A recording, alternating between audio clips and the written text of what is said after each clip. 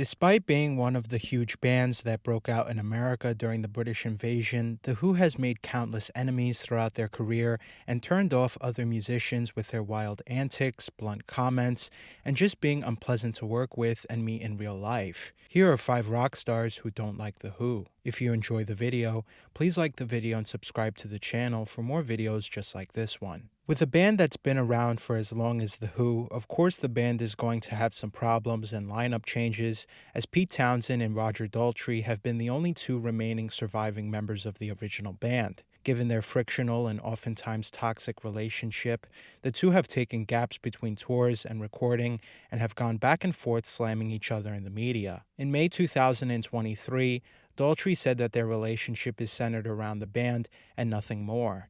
They don't socialize and get together in their off time, and the 2 rarely compliment each other in the press. It also doesn't help that Townsend and Daltrey have different views on subjects such as politics. The beef between the founding members of The Who primarily stems from their very different personalities and creative approaches to music, with Townsend often seen as the more artistic and introspective songwriter, while Daltrey is considered the more charismatic frontman, sometimes leading to tension over creative control and musical direction within the band.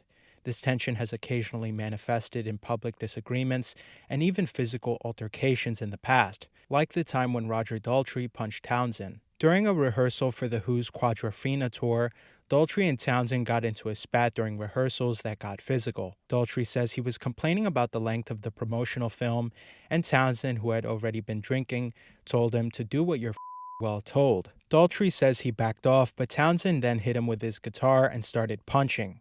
Daltrey then knocked Townsend out with only 1 punch. Roger felt guilty and held Townsend's hand in the ambulance to the hospital.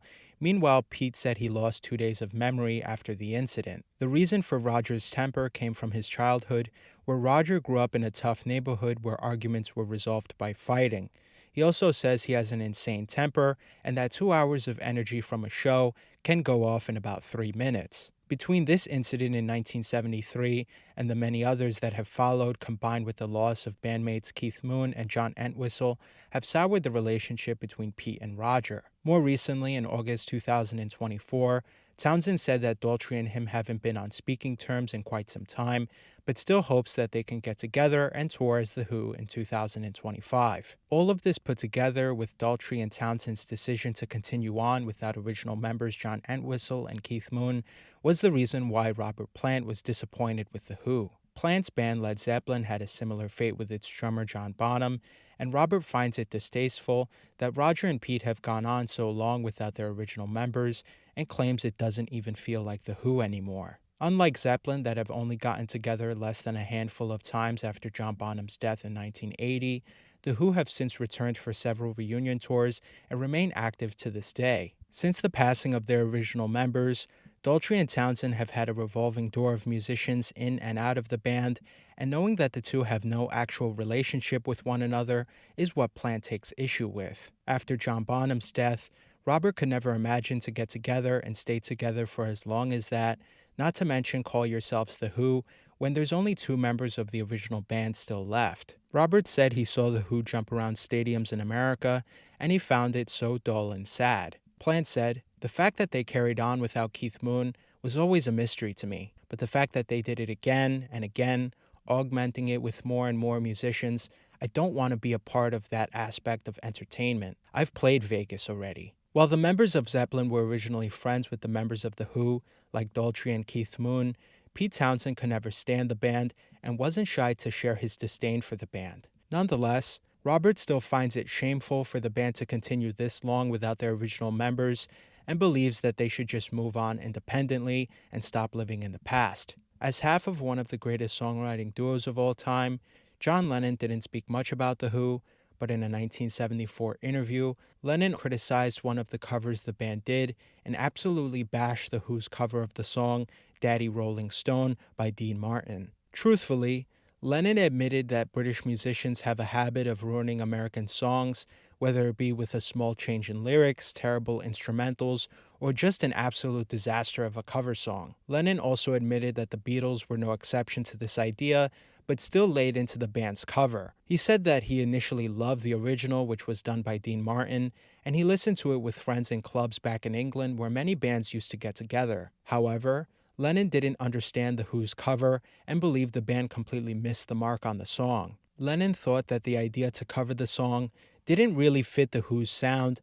However, he understood where the idea to cover the song came from, as British artists during that time all covered American songs at one point or another. His Beatles bandmate Paul McCartney also had mixed feelings about The Who, but revealed that Pete Townshend actually inspired one of the Beatles' heaviest tracks. Paul recalled that he read in Melody Maker magazine that Pete Townshend and The Who had just created the raunchiest, loudest, most ridiculous rock and roll record you've ever heard. The song, which McCartney later said he never got to hear despite reading about it in the magazine, was The Who's song I Can See for Miles. After reading that headline in the magazine and without hearing The Who's song, Paul set out to make a song that was even louder, heavier, and raunchier than The Who's. So Paul went to Ringo, George, and John in the studio and created Helter Skelter, a song that has been widely considered the precursor to heavy metal. The recording process of the song took many hours and was very rigorous, which is why you can hear McCartney's voice cracking throughout the song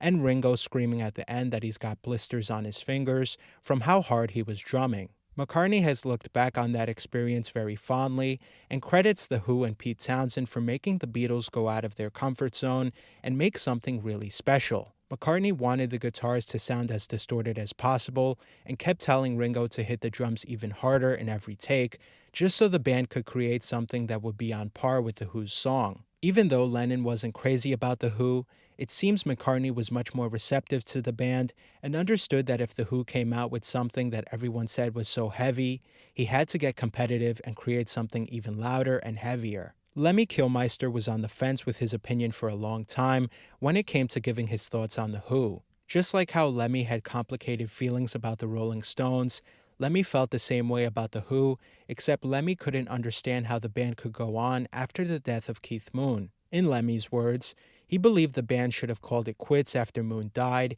given out of the respect that they were never going to find a drummer as good or as tight as Moon fit in the band. Compared to the 60s and 70s, The Who went through a tough period in the 80s after Moon's death, and Lemmy, like many others who felt the band were doomed from the start to continue, felt the band lost their magic. Lemmy's take on the band was emphasized even more after John Entwistle's death in 2002. When Lemmy got word of John's death, he was shocked by the news of Entwistle's death and said, "The Who are f***ed now. What are they gonna do? I don't know why they still bother, now that they've lost Keith and John. They should have just broken up in '78. Fortunately, in his later years, Lemmy lightened up on his opinions of the band and called them one of the greatest British invasion bands of the 1960s. He said that they were a band you couldn't go wrong with. His favorite track from the band was Summertime Blues. He later added that if you want a rock and roll band, you can't go wrong with The Who. Townshend is a wonderful guitar player, and while he doesn't play a whole lot of lead guitar, he is an incredible performer. He's so fun to watch when he does the windmill, and the band had one of the greatest rhythm sections of all time with Moon and Entwistle. Sometime after John Entwistle's death, Lemmy paid tribute to John and named why he was his favorite bass player of all time. He's the best bass player in rock and roll, ever, no contest. Keith Richards had no sympathy in his opinion of The Who, as he called frontman Roger Daltrey nothing but flash when it came to the frontman's vocal abilities and stage presence, which might sound hypocritical as Mick Jagger has embodied being flashy and flamboyant over the Stones' 60-plus year career. But in terms of Pete Townshend, Keith says he loves Pete as a person, but always believed Townshend and The Who were too crazy for his liking. Maybe it was the band's wild stage antics and heavy partying and excesses that left a bitter taste in Keith's mouth, or maybe it was a bit of jealousy. Keith also dissed Keith Moon, saying that if you had to work in a session with Moon, he was very heavy-handed and not very dynamic as a drummer, or at least as seasoned as Stones drummer Charlie Watts. In Keith's mind, he thought that maybe that's why The Who worked together very well, because if they were just separate individual musicians, no one would want to play with them. Townshend wasn't a great guitar player, at least in terms of lead guitar playing, but with Moon and Entwistle behind him, he could get away with it. But if you try to get Keith Moon to play on someone else's record, it would be a disaster. The only fully formed musician in the band who really kept everything tight was John Entwistle. He was a stoic man, but he kept everything tight, and was the fuel behind the band's infectious rhythms and blended Moon's hard drumming and Townsend's searing riffs. Richards ended off the conversation saying that he wasn't really a fan of other British rock bands anyways. When Roger Daltrey was told of what Richards had said about The Who, he hit back saying, "As a band, if you were outside a pub and you heard the Rolling Stones coming out of a pub some night, you'd think to yourself, well, that's a mediocre pub band, with all due respect." But hands down, the one rock star who actually hated The Who was Lou Reed. Lou claimed that out of all the British invasion bands, he believed The Who were the worst and least significant out of the bunch. He especially hated The Who's 1969 rock opera, Tommy. Lou just didn't understand what was the whole appeal around The Who. Sure, they were one of the early British invasion bands that broke out like the Beatles and the Kinks with a few hit songs, but nothing really stuck out in Lou's mind. When The Who did Tommy, Lou absolutely despised it and couldn't understand how people could get sucked into that. He later berated guitarist Pete Townsend, calling him talentless and a boring lyricist. It's unknown whether or not Lou ever actually listened to The Who, or perhaps he just really didn't like their image and personality. Anyways, guys, are you a fan of The Who? Have you ever seen The Who live? Do you agree with any of the comments one of these rock stars said? Let us know in the comments down below. And if you enjoyed the video, please like the video and subscribe to the channel for more videos just like this one. And until next time, I'll see you guys later.